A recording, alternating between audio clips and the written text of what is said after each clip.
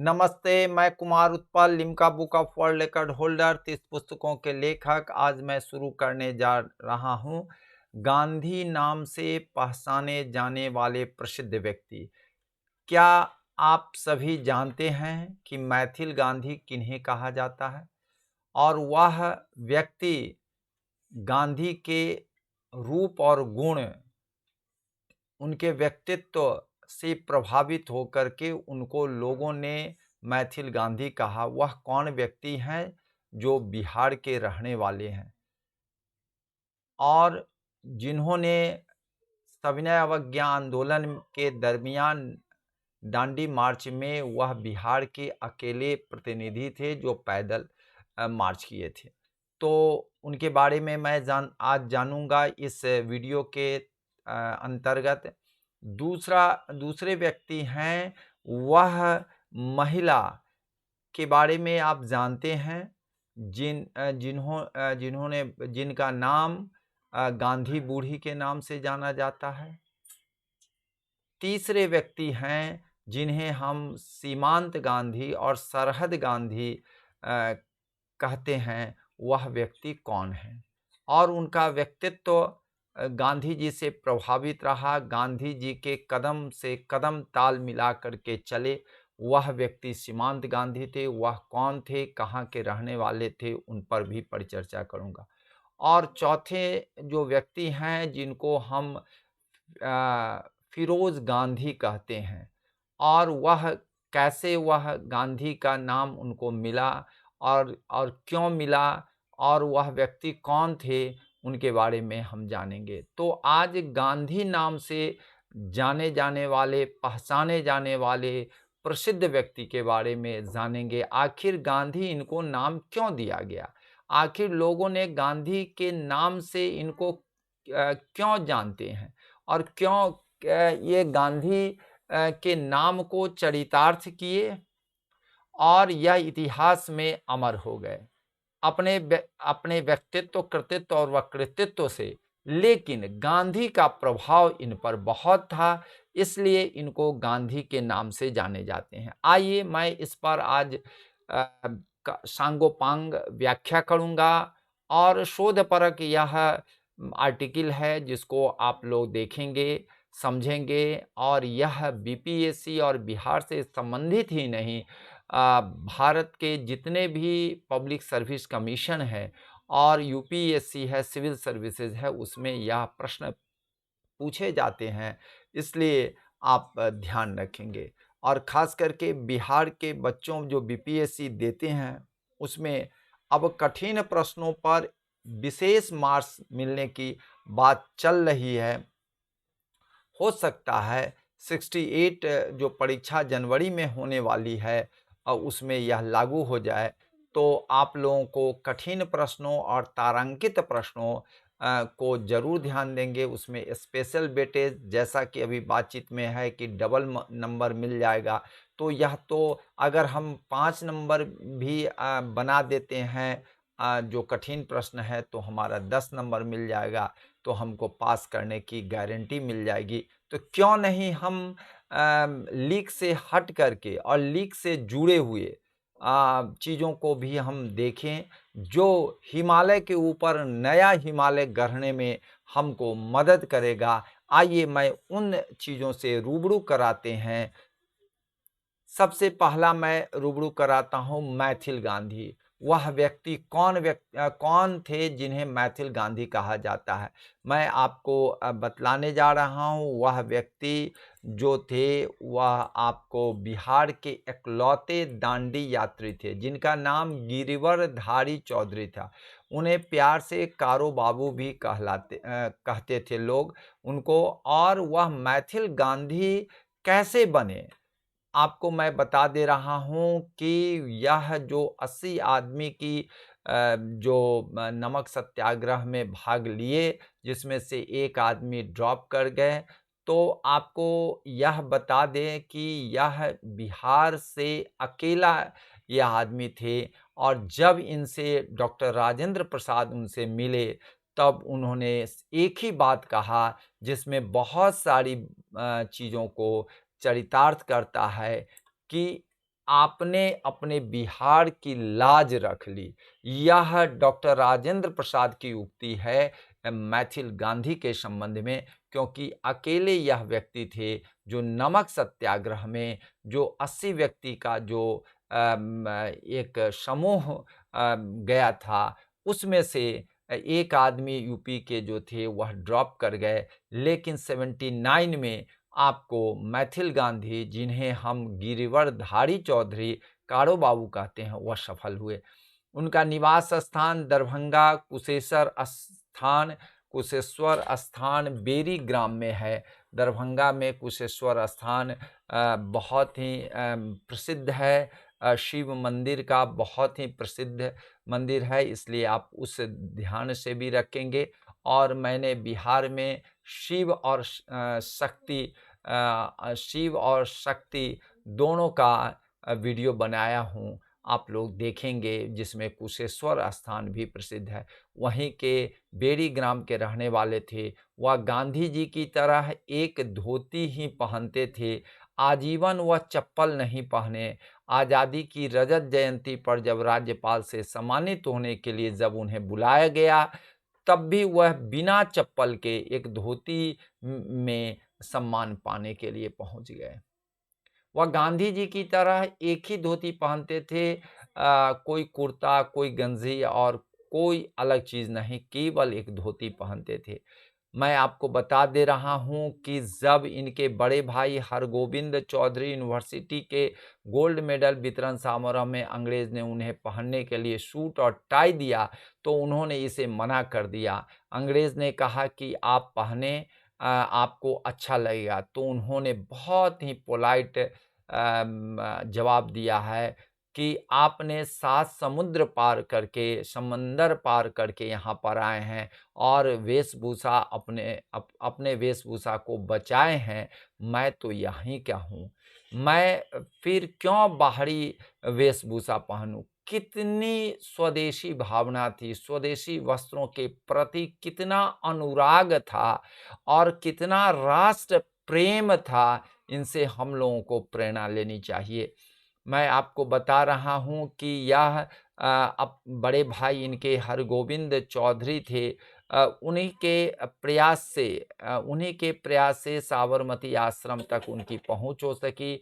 हरगोविंद बापू से पत्राचार करते रहे। 78 पहले 78 फिर 80 की संख्या में नमक सेनानियों के साथ 12 मार्च 1930 को साबरमती आश्रम से यात्रा प्रारंभ हुई और 5 अप्रैल को, मैं आपको बता दूं, 5 अप्रैल 1930 की रात दांडी के सैफी विला में सभी सत्याग्रही ठहरे।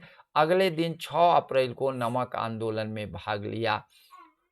यह जो थे अहिंसा के, सत्य के और बापू के भक्त थे। इन्होंने दांडी यात्रा में जो तप करके, जो पक करके आए थे, उन्होंने अपने घर में, जहाँ पर इनका देवी गृह था, भगवती गृह था, उसमें देवी देवताओं के साथ गांधी जी की तस्वीर भी रखते थे और उनको पूजते थे। आज समस्तीपुर जिले में सिंधिया थाने पर आंदोलनकारी की उग्र हिंसक प्रदर्शन से, अहिंसावादी प्रदर्शन के बाद भी, या कुछ लोग उग्र प्रदर्शन कर रहे थे, ये अहिंसावादी प्रदर्शन कर रहे थे और इनके तलाश में पुलिस चारों तरफ खोज रही थी। संजोग से इनके गांव की एक बाल विधवा बहन की मुखाग्नि देने के लिए जब जाते हैं, तो उनको उत्तरी पहने हुए इनको पुलिस पकड़ लेती है और उत्तरी पहने ही जेल में चले जाते हैं। ऐसे मैथिल गांधी, जो गांधी की सत्य अहिंसा से प्रेरित होकर के अपना जीवन न्यौछावर कर दिया, इनको मैथिल गांधी कहा जाता है, गिरवरधारी चौधरी कारो बाबू को। मैं दूसरा नाम आपको बतलाने जा रहा हूँ, गांधी बूढ़ी, जिनको मातंगी हाजरा आपको कहा जाता है। 19 अक्टूबर 1870 की बात है। इनकी उम्र 62 साल की थी आप सुन कर के आपके रोंगटे खड़े हो जाएँगे कि 62 वर्ष की उम्र में जब यह स्वतंत्रता आंदोलन से जुड़े तो अंग्रेज़ों ने 72 साल की उम्र में उन्हें गोलियों से छलनी कर दिया। 10 वर्षों तक यह स्वतंत्रता के आंदोलन में लगी रही, डटी रही और यह जो है अपने प्राण न्योछावर तक लगी रही। मीन्स अंतिम क्षण तक यह हिम्मत नहीं हारी। इनकी हिम्मत को सोच करके लोगों को एक रोमांच पैदा हो जाता है कि जब यह 72 साल की उम्र में झंडा को झुकने नहीं दिया, तिरंगा को गिरने नहीं दिया और मुख से वंदे मातरम निकलना बंद नहीं किया, ऐसी गांधी बूढ़ी मातंगनी हाजरा थी। मैं इनके बारे में बता दूं कि पूर्वी बंगाल, वर्तमान बांग्लादेश, मिदनापुर जिले के आपको होगला ग्राम में एक अत्यंत निर्धन यहाँ पर आपको जिले हैं, एक अत्यंत निर्धन परिवार में हुआ था। गरीबी के कारण 12 वर्ष की उम्र की अवस्था में उनका विवाह ग्राम अलीनान के 62 वर्षीय विधुर जिनकी पहली पत्नी मर चुकी थी, त्रिलोचन हाजरा से होती है। कितना अन्याय था, लेकिन इस अन्याय को भी सह करके राष्ट्र प्रेम का जो उद्गार इनमें जो था वह इससे काफ़ी बढ़ चढ़ के था और हम लोगों को प्रेरित करते हैं, चाहे हम जिस हालत में रहें, राष्ट्र प्रेम को नहीं भूलें। और इन्होंने, आप यह समझ सकते हैं, अपनी परेशानियों को सबब नहीं लगने दिया, नहीं अंतर्मन की टीस को सहती रही, लेकिन राष्ट्र प्रेम के अंतर्मन की टीस को उबाल लाई और वह जो है प्रखरता और दिव्यता के साथ आगे आई हैं। वह हैं आपको मातंगनी हाजरा। 12 वर्ष की अवस्था में इनका विवाह हुआ है 62 वर्षीय से आदमी से, और कुछ ही दिन के बाद 6 वर्ष बाद ही यह निसंतान विधवा हो जाती हैं। आप समझ सकते हैं कितनी परेशानियों का झेला होगा। इनकी पहली पत्नी, इनकी जो पति के पहली पत्नी थी, उसके बेटे जो हैं सो बहुत ही इनको तंग करते थे, तो अलग एक झोपड़ी बना करके यह रहने लगी और जीवन यापन करने लगी। जहाँ भी गांव में कोई भी आंदोलन होता था अंग्रेज़ों के विरुद्ध में, तो यह निकल पड़ती थी। 1932 में गांधी जी के नेतृत्व में देश भर में स्वाधीनता आंदोलन चला। वंदे मातरम का घोष करते हुए जुलूस प्रतिदिन निकलते थे। जब ऐसा एक जुलूस मातंगनी के घर के पास निकला, तो उसने बंगाली परंपरा के अनुसार शंख ध्वनि के साथ उनका स्वागत किया और जुलूस के साथ चल दी। तामलुक के कृष्णगंज बाजार में पहुंचकर एक सभा हुई। वहां पर मातंगनी ने सबके साथ स्वाधीनता संग्राम में तन मन धन से संघर्ष करने की शपथ ली है। यही मातंगनी हाजरा हैं। मैं आपको बता देता हूँ, इनकी अफीम की लत थी। गरीबी और दरिंदगी से जीवन जीने वाली यह अफीम की लत लग गई थी, लेकिन वह अफीम की लत जो थी स्वाधीनता की नशा सवार कर दी और वह जो है नेगेटिविटी पॉजिटिविटी में इतना नशा सवार हो गई कि वह कभी भी किसी भी आंदोलन में पीछे मुड़ करके नहीं देखी है। 17 जनवरी 1933 को जब करबंदी आंदोलन की शुरुआत हुई, तो दबाने के लिए बंगाल के तत्कालीन गवर्नर एंडरसन तामलुक आए। उनका विरोध प्रदर्शन हुआ। मातंगनी हाजरा जो है सबसे आगे काला झंडा लिए डटी रही। ब्रिटिश शासन के विरुद्ध नारे लगाते हुए वह दरबार में पहुंची। पुलिस ने गिरफ्तार कर लिया। 6 माह का सश्रम कारावास देकर मुर्शिदाबाद जेल भेज दिया, लेकिन इसके बाद भी वह झुकी नहीं, डटी रही। तामलुक क्षेत्र में जब भीषण हैजा और चेचक का चपेट आया, तो राहत कार्यक्रम में भी 1935 में यह बढ़-चढ़ के हिस्सा ली। 1942 में भारत छोड़ो आंदोलन ने जोर पकड़ा तो मातंगनी उसमें कूद पड़ी। तमलुक में हुए प्रदर्शन में पुलिस की गोली से 3 स्वाधीनता सेनानी मारे गए। लोगों ने इसके विरुद्ध में 29 सितंबर को बड़ी रैली निकालने का निश्चय किया। इसके लिए मातंगनी गाँव-गाँव गली-गली पगडंडी होते हुए वह घूम करके पथरीली, कंकरीली रास्तों से गुजरते हुए 5000 लोगों को तैयार किया और वह दोपहर में सरकारी डाक बंगला पर पहुंच गए।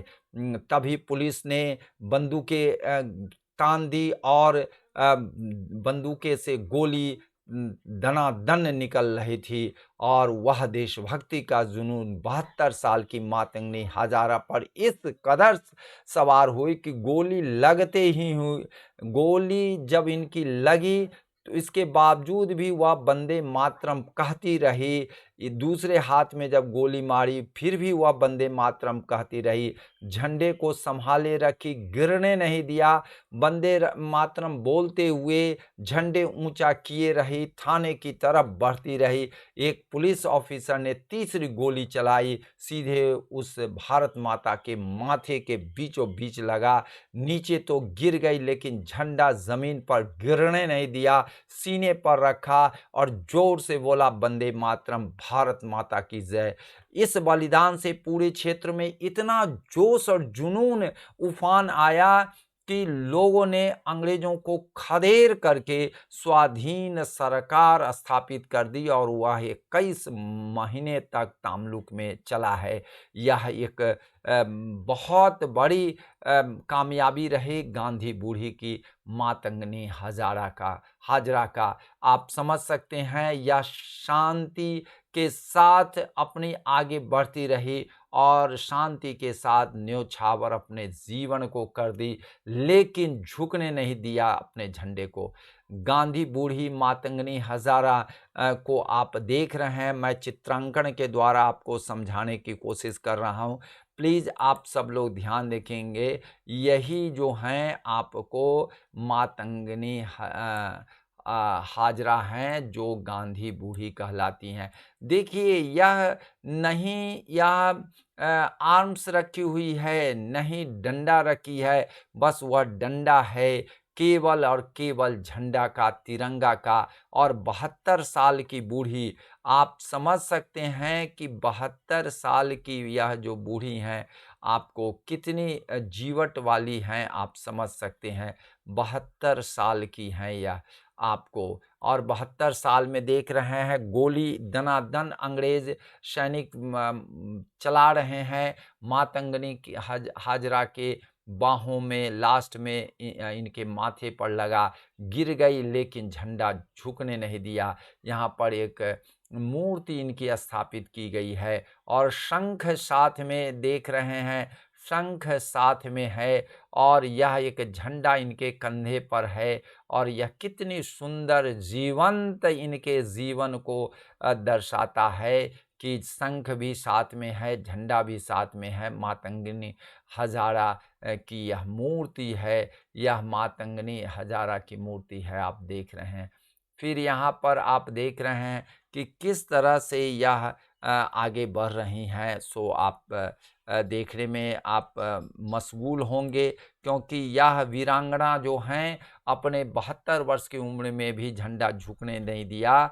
यह एक बहुत बड़ी चीज़ है हम सब के लिए। गांधी बूढ़ी कहलाती हैं, या जो है गांधी बूढ़ी कहलाती हैं और 62 वर्ष साल में उनकी शुरुआत होती है और फिर वह जो हैं सो आपको 72 साल में अपने प्राण को त्याग देती है, न्योछावर कर देती है, प्राणोत्सर्ग कर देती है, प्राणार्पण कर देती है, लेकिन देश की खातिर और यह जो है स्वाधीनता पाने की खातिर यह गांधी बूढ़ी हैं, तो इनको भूलेंगे नहीं।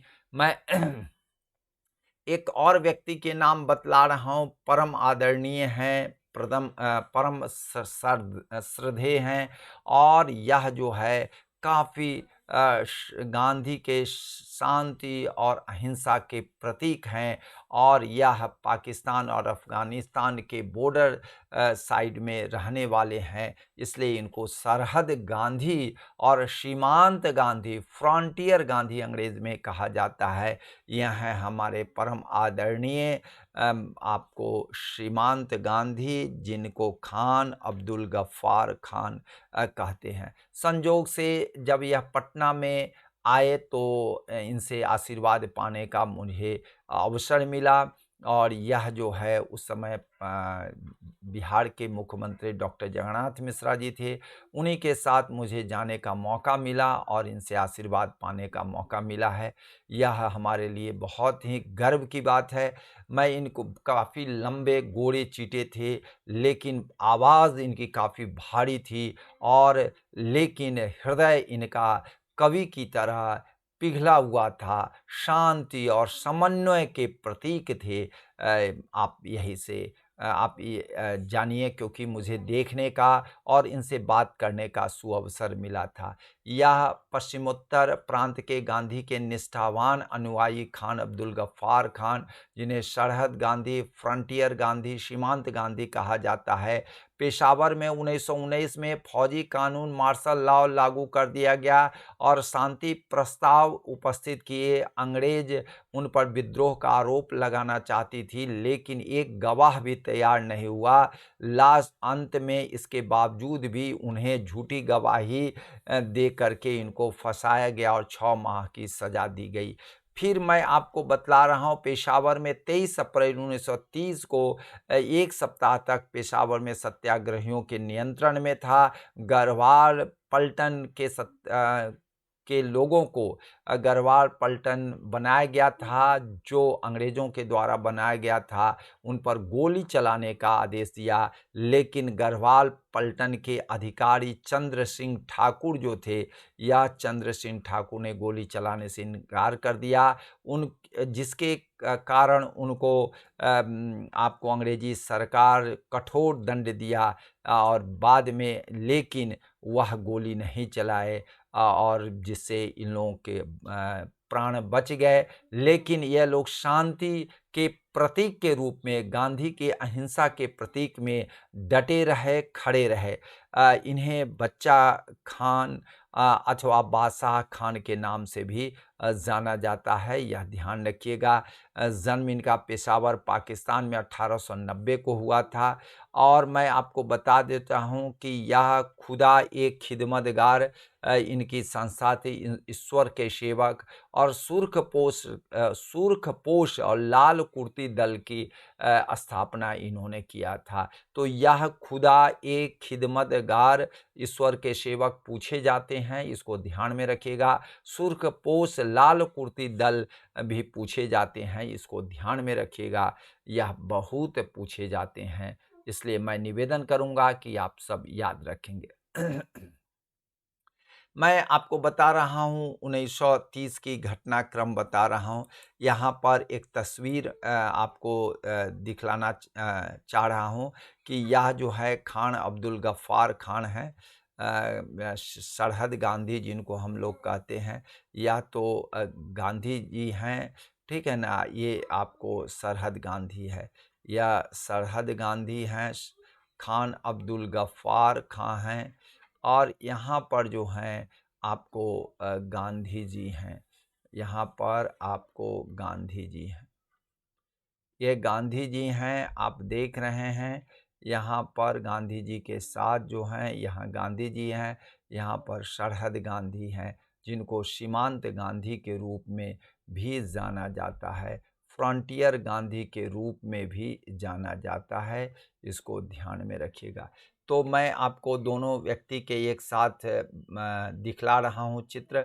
मैं एक बात बताना चाह रहा हूँ, इनके 1930 में सत्याग्रह करने के जुर्म में इन्हें पुनः जेल भेज दिया गया और गुजरात पंजाब के जेल में बंद कर दिया गया। जेल में उन्होंने सिख गुरुओं के ग्रंथ पढ़े, गीता का अध्ययन किया। हिंदू और मुसलमानों के आपसी मेल मिलाप को ज़रूरी समझकर उन्होंने गुजरात के जेल खाने में गीता और कुरान के दर्जे लगाए, जहां योग्य संस्कृतज्ञ और मौलवी संबंधित दर्जे को चलाते थे। उनकी संगति से अन्य कैदी भी प्रभावित हुए और गीता, कुरान और ग्रंथ साहिब सभी ग्रंथों का अध्ययन सबने किया। गांधी इरविन समझौते के बाद इनको छोड़ दिया गया। यह सामाजिक कार्य में लग गए। सीमांत प्रांत में सरकार की ज्यादतियों के विरुद्ध मालगुजारी का आंदोलन शुरू किया। सरकार ने उन्हें और उनके भाई डॉक्टर खान को आंदोलन का सूत्रधार मानकर सारे घर को कैद कर लिया। माई लाइफ एंड स्ट्रगल, यह पुस्तक आपको परीक्षाओं में पूछे जाएंगे। माई लाइफ एंड स्ट्रगल इस संस्मरण ग्रंथ है, 1969 में पब्लिश्ड हुआ है। मृत्यु इनकी 1988 में हुई है, आपको 20 जनवरी को। तो आपको मैं यह बतलाना चाह रहा हूँ कि सरहद गांधी जो थे, आपको कई तरह के आंदोलन चलाए हैं।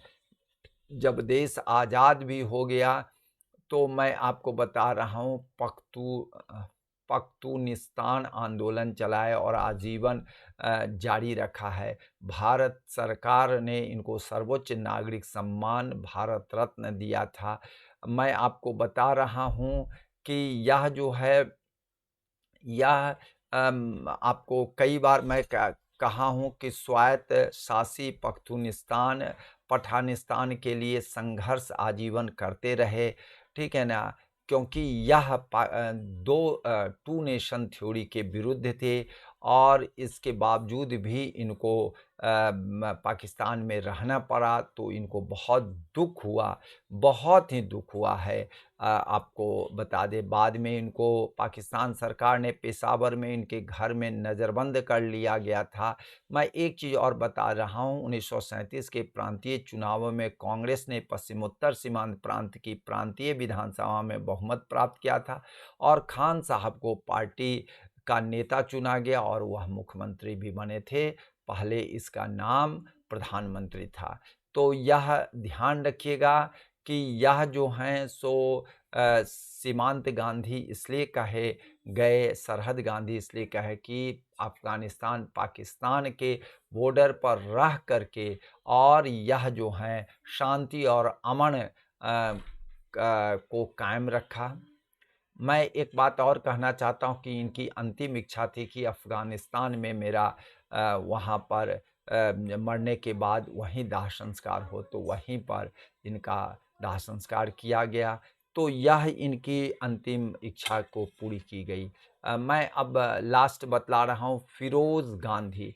फ़िरोज़ खान इनका नाम था, बाद में इनको गांधी कहा जाने लगा, क्योंकि आप जानते हैं कि इंदिरा गांधी के यह पति थे और इंदिरा गांधी को गांधी जी ने खुद उनकी शादी के अवसर पर गांधी टाइटल के रूप में उनको सम्मान और आशीर्वाद दिया था। तो उनके पति जो फ़िरोज़ खान से फ़िरोज़ गांधी हुए थे और यह भारत के राजनेता और पत्रकार काफ़ी रहे। यह आपको लोकसभा के सदस्य भी रहे। 12 सितंबर 1912 को एवं मृत्यु जन्म इनका हुआ था और 1960 में 8 सितंबर 1960 को इनकी मृत्यु हो गई थी। आपको मैंने पहले ही बताया है कि विवाह इंदिरा प्रियदर्शनी इनका नाम था, इनकी पत्नी का, जो पंडित नेहरू की बेटी थी, एक ही बेटी थी। और वह जो है इनकी शादी के समय उपहार में के रूप में गांधी जी ने अपना टाइटल गांधी दिया था। और यह जो पारसी संप्रदाय के थे और इनका नाम फ़िरोज़ खान से फ़िरोज़ गांधी इनका भी हो गया और इनके पुत्र राजीव और संजय के नाम में भी गांधी आया। और इसके बाद से जो है सो सभी लोगों का टाइटल गांधी ही हो गया है। तो वह तो आप सब जानते हैं, लेकिन फ़िरोज़ गांधी का नाम आप बहुत कम लोग जानते हैं, इसलिए मैंने इसकी चर्चा कर दिया है। तो आप गांधी से संबंधित व्यक्ति जो गांधी नाम से प्रसिद्ध हुए, वह क्यों हुए? क्योंकि ये भी शांति और समन्वय के प्रतीक थे फिरोज़ गांधी, और काफ़ी मिलनसार थे, अच्छे पार्लियामेंटेरियन थे, इसलिए इनका नाम भी फिरोज़ गांधी रखा गया। जय हिंद, जय भारत।